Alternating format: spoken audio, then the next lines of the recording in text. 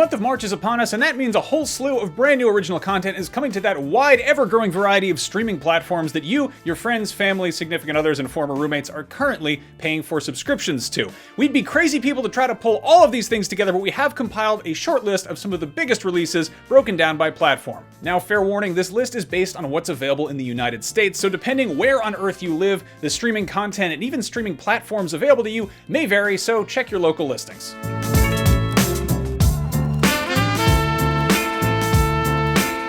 Netflix is getting some cool new original anime-ish series, starting with Pacific Rim: The Black on March 4th, further expanding the kaiju and Jaeger-filled universe established by the 2013 film. Then on the 25th, Valve's insanely popular MOBA game Dota 2 gets its own animated series with Season 1 of Dota: Dragon's Blood, one of the many video game adaptations Netflix has in the works. The old story is over. We will write a new one. Together. If you'd rather watch a movie that seems like a video game rather than a show that's actually based on one, Hulu original movie Boss Level premieres on March 5th, starring Frank Grillo as a special forces badass caught in an endless time loop that perpetually results in his own murder. Between Palm Springs and now this, it seems like there's somebody at Hulu who's trying to reach that growing demographic of people who feel like they've been stuck in a time loop for the last year. They have an army. All I have is time. Meanwhile, over on Amazon Prime Video, after flirting with a theatrical release, the long-awaited sequel to the classic Eddie Murphy comedy Coming to America is coming to, well, Amazon Prime instead. The new film, titled Coming to America but spelled with the number 2 instead of the word 2, reunites most of the original cast as well as throwing in a bunch of new additions like Wesley Snipes, Leslie Jones, and Tracy Morgan. I must admit, your style is foreign to my kingdom, but is impressive. That's right. There you go. Let me hear you say, hey, ho. Hey, ho!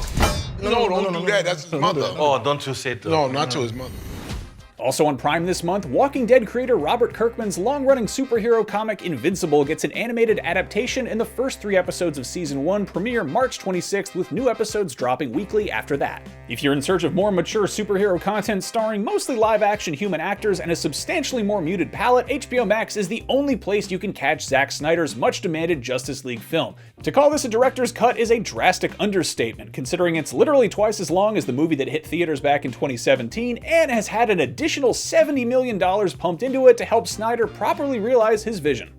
HBO Max might be a relatively recent addition to the streaming wars, but Warner Bros. Is still clearly playing by prison rules and continues their habit of releasing brand new theatrical releases on HBO Max the same day they come out in theaters.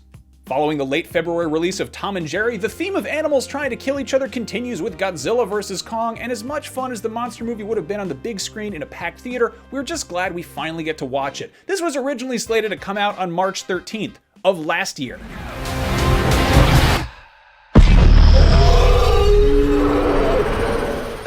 And speaking of giant creatures that cause extensive property damage while not wearing pants, the final season of Attack on Titan will be reaching its conclusion in March. New episodes drop every Sunday on HBO Max, Crunchyroll, Hulu, Funimation, and probably several other streaming platforms I forgot about. But if you're really in a hurry, you can always just scroll through Twitter and have major story beats spoiled by complete strangers.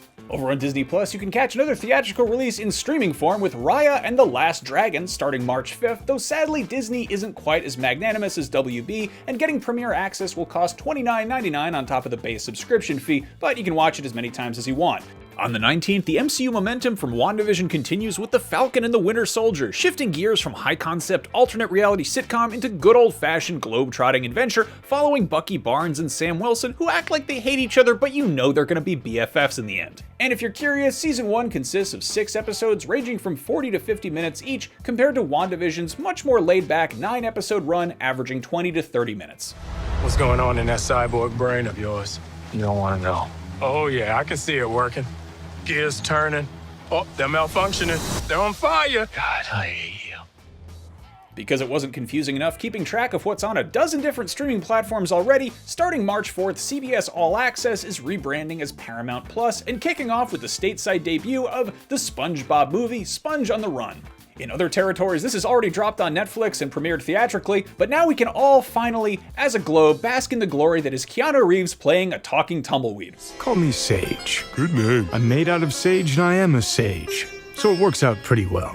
So there you have it. That's a bunch of the big stuff coming to streaming in March 2021. Obviously, we left a lot of stuff out there, but we want to hear from you. What do we need more of? What streaming platforms did we leave out? And also, if you're just feeling chatty, what are you watching this month? Let us know in the comments. We hope to see you next month. And if you're looking for a video that's like this, but about video games, we got you covered. Anyway, for everything entertainment, streaming, video games, Batman, SpongeBob, whatever, you're in the right place. IGN.